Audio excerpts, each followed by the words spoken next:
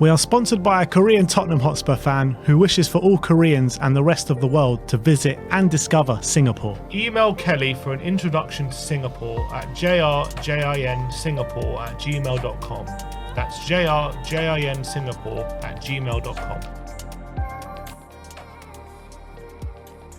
What's going on, people? We are Tottenham TV, back here for another Tottenham update, this time from Japan and the wonderful Shibuya behind us. Look at this, the lights, the 3D effects. Beautiful. It is all unbelievable out here in Japan. We've got a few news stories to bring to you today.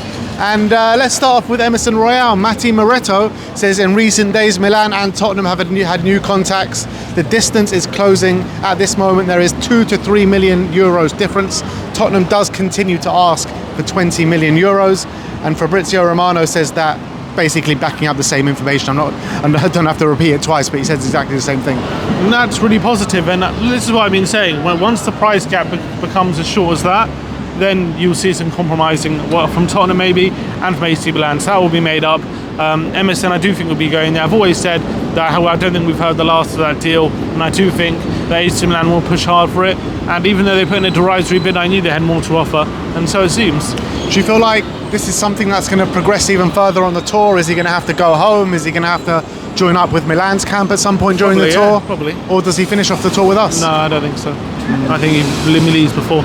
Yeah, interesting. Well, have to see how it progresses, but Emerson Royal is edging all that bit closer to AC Milan. Let's touch on our new protected signing, Min-hyuk, or Yang Min-hyuk. Looks like there's been rumours that he is going to play in the K-League All-Stars team to face Spurs in Korea next week.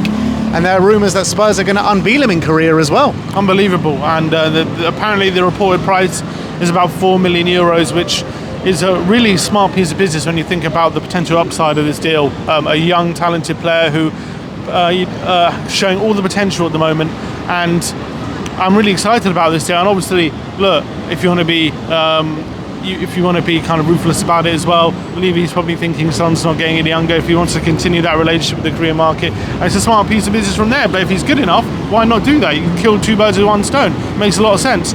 And I was reading a bit about the K-League games in K-League All-Stars games and friendlies down the years. Apparently, a couple of years ago, the K-League All-Stars beat Atletico Madrid 3-2 in a friendly, and apparently a lot of K-League stars got moves off the back of impressing in that game. So I wonder if the K-League All-Stars will take this game really seriously. Yeah, I'm sure they will. It's a big opportunity to them to put themselves in front of European opposition. So I'm sure they'll take it strongly. In terms of the player, once again, Ryan Taylor did say that Spurs worked to keep their move for Yang Min-hyuk under wraps whilst negotiations were ongoing, and that's a clear staple of Johan Langer, isn't it? Yeah, likes to operate in the shadows, as opposed to Fabio, who likes to get deals out in the open and publicly pursue many players before really pushing the button on the player they really want. But yeah, I'm really looking forward to seeing our new boy in the K-League All-Stars game for the first time. It's really exciting. And apparently the feeling within Korea is that this is their biggest export or their biggest talent through the K-League since Kim Min-jae.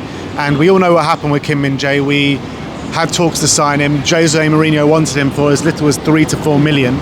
And Daniel Levy didn't do the deal for one reason or another. Is this Daniel Levy learning from his mistakes? Maybe, but I don't like to compare situations like that. I don't think it's a similar situation. I just think he's an 18-year-old. I think Kim Min-jae had established himself a bit more when we were looking at him than Min-hyuk. So he was still playing in the Chinese league, though. Yeah, but he was a lot older. He wasn't 18. So I don't know if he's learning from the mistakes, but I'm looking forward to seeing how he's going to do. Yeah, Fabrizio Romano also said that the Tottenham scouts do believe that Yang Min-hyuk has an important potential and a huge talent for the future.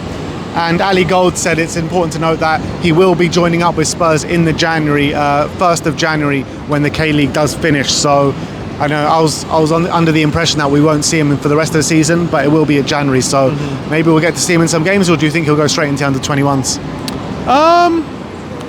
I think it'll be a judgment call when we get him and see what level he's at. I assume when he first comes, there'll be a few games in the under-21s, but we might feel like he's ready. So we'll have to wait and see. Look at Bergvall. A lot of talk about if he was going to go under-21s or the first team. He's gone straight into the first team. So we'll have to wait and see. A few of his achievements so far in the game. Yang was the first high school professional player in the K-League history by signing a contract June the 17th, 2024. Youngest player in the history of Gangwon FC to debut, 17 years of age. Youngest goal scorer in the history of Gangwon FC at the age of 17.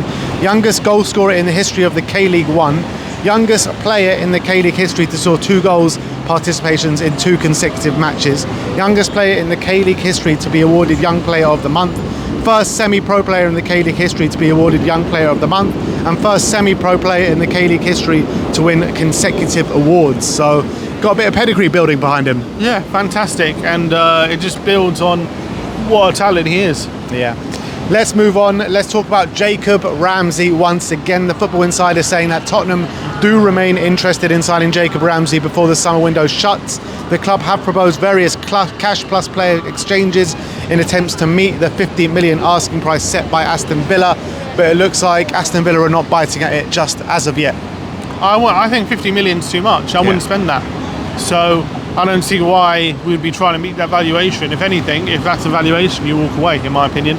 But I mean, if the rumours are true and we are bidding around 20 million plus Lo Celso, that is fairly close to that 50 million valuation. It's not too far. I would say that's like 35 million, maybe 4-year push. Yeah. But for me, I like him as a player. I just don't see the need to spend that amount of money on him right now. Yeah, I completely agree. You know, it's just a player that we don't need. That's just the reality of it. But if another midfielder does leave, then I'm open to maybe exploring that opportunity again, but it doesn't look like that is the case. Let's talk about Bryan Gil now, because we brought you the interest yesterday of Sevilla, we brought you the day before about Girona, and it looks as though things might be progressing a bit faster with the Girona deal, as Mundo Deportivo says that Bryan Gil is close to being officially announced as a new Girona player. Girona are expected to finalise on an agreement with Tottenham in the coming days. Only the fringes for a deal are now missing. An announcement is imminent. Javi Hippo says a loan with a purchase option is being considered by Girona for Bryan Gil, and they also says that Bryan is a Girona priority to replace Savio. There is optimism, though the deal is not closed. The formula of a deal is current topic of discussion. A loan with a purchase option is the one being discussed. So it looks like it's progressing quite nicely. Well, if I'm Bryan Gil, I think I would pick Girona, because I think it's a project at the moment that they seem to know what it's doing. They seem to be doing a lot with a little. They seem to not be spending a lot, but really progressing in the league. They have a way of playing which is really suiting them, and I think Bryan Gil could really suit how they play as well. And if I'm him, I'm looking at that project and I'm thinking I want to be a part of that. Let's talk about Morgan Gibbs-White, as the Footy Insider says that Tottenham are interested in signing Morgan Gibbs-White. Forest are demanding a fee of 40 million plus. That was before the 31st of August cut-off. Well, it is 40 million plus before the 31st of August cut-off. The club are reluctant to let the 24-year-old leave, though. Again, I like Morgan Gibbs-White. I probably like him a bit more than Jacob Ramsey, but he is a player I don't think we desperately need right now. Yeah, I don't know why we keep being linked with central midfielders, English central midfielders, or players that we got positions pretty stacked for in the squad. It's a bit frustrating. Again, I like him. He's a bit more versatile for me than Ramsey and a bit more high quality. So I wouldn't mind bringing him in. 40 million is also a much better price than 50 million for Ramsey, in my opinion.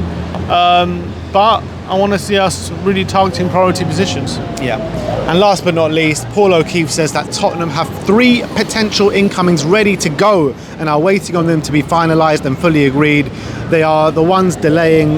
Yang Min-hyuk is one for the future. Spurs are on it for adding players for the first 11. And that is music to all our ears, guys. And I just can't wait to find out who these names are. I'm guessing one of the 3 is going to be Yang Min-hyuk, but it's going to be interesting to see who these other 2 are.